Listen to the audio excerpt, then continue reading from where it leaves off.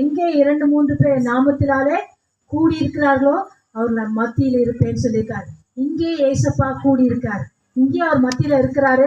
உங்களை எல்லாரும் பார்த்துட்டு இருக்காரு. நீங்க எந்த இடத்துல இருந்து பார்த்துட்டு இருந்தாலும், எந்த இருட்டுல இருந்து பார்த்துட்டு இருந்தாலும் எல்லாவற்றையும் ஏசப்பா பார்த்துட்டு இருக்காரு. ஏன்னா அவருக்கு முன்னால் எதுவும் மறைவே கிடையாது, எல்லாருக்கும் முன் வெளிச்சமா இருக்கிறது. இப்போது நீங்க பார்த்த இந்த படக்காட்சி அவ்வளவும் இந்த வேதத்துல இருக்கிறது. நாங்க ஏதோ ஒரு படத்தை உங்களை காட்ட வரலங்க. உண்மையா எப்படிப்பட்ட பாவ பழக்கத்துல இருந்தாலும், குடி பழக்கமா இருக்கலாம், கஞ்சாவா இருக்கலாம், கெட்ட பழக்க வழக்கங்களா இருக்கலாம், இப்பொழுது நிறைய காரியங்கள் ஓரின சேர்க்கை காரியமா இருக்கலாம், எந்த தவறான பழக்க வழக்கங்கள் அல்லது கெட்ட எண்ணங்கள் எதுவா இருந்தாலும் நீங்க கேட்கறது ஒன்னே ஒண்ணு, இயேசுவே நான் ஒரு பாவியப்பா. ஏசப்பா உங்ககிட்ட பணத்தையோ பொருளையோ ஆஸ்தியோ எதையும் கேட்கலாமா? ஐயா அம்மா எதையும் ஏசப்பாவே உங்ககிட்ட கேட்கல. நீ எனக்கு பணம் கொடு, சொத்து கொடு, இதெல்லாம் எனக்கு கொடு, எதையுமே கேட்கல. எல்லாருக்கும் ஒரு கையளவு, எவ்வளோ பெரிய கை யாருக்கு இருக்கோ அவ்வளோ பெரிய இருதயம் இருக்கு. அந்த இருதயத்தை மட்டும் எனக்கு கொடு, நான் அதில் வாசம் செய்யணும்னு சொல்கிறேன். ஒன்னே ஒன்று இல்லை, நான் ஒன்று இயேசுவே நீ இருக்கிற இடத்துல நான் ஒரு பாவியப்பா.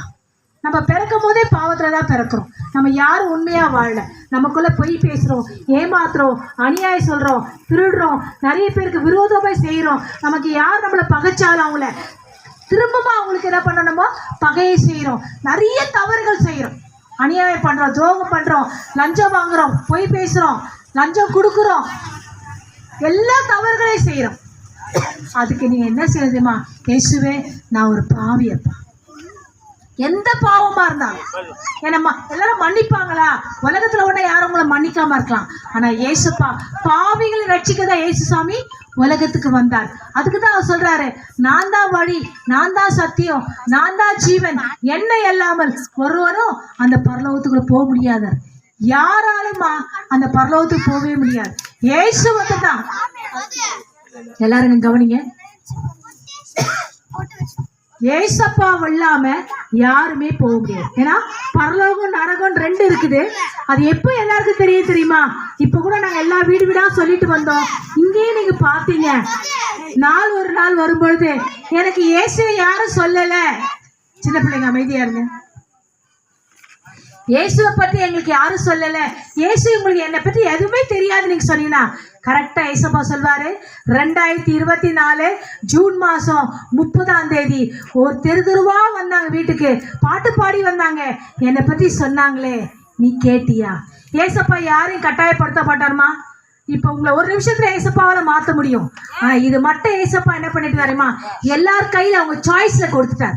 ஏற்றுக்கொள்வதும் ஏற்றுக்கொள்ளாததும் உங்க விருப்பம். ஏன்னா உங்க இருதயம் அவருடைய கரத்துல இருக்குது. ஒரு நிமிஷத்துல ஏசப்பாவால மாற்ற முடியும், ஆனா அதை மட்டும் அவர் செய்யல. நீ ஏற்றுக்கொண்டா இந்த உலகத்திலேயே உங்களை ஆசீர்வதிப்பாருமா, கட்டாயம் ஆசீர்வதிப்பார். நீங்க சொல்லலாம் நான் பெரிய பணக்காரனா ஆயிடலாமா? அதை பற்றிலாம் தேவையில்லை. நீங்க இருந்தாலும் இல்லாவிட்டாலும் சமாதானமா இருப்பீங்க. 10 ரூபாய் இருந்தாலும் சந்தோஷமா இருப்பாங்க.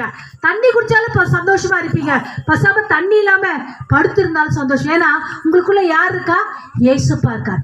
ஏசப்பா உங்களை கைவிடவே மாட்டார். அட்லீஸ்ட் எவ்வளவு நாள் வாழ போறோம்? 70 வயசா?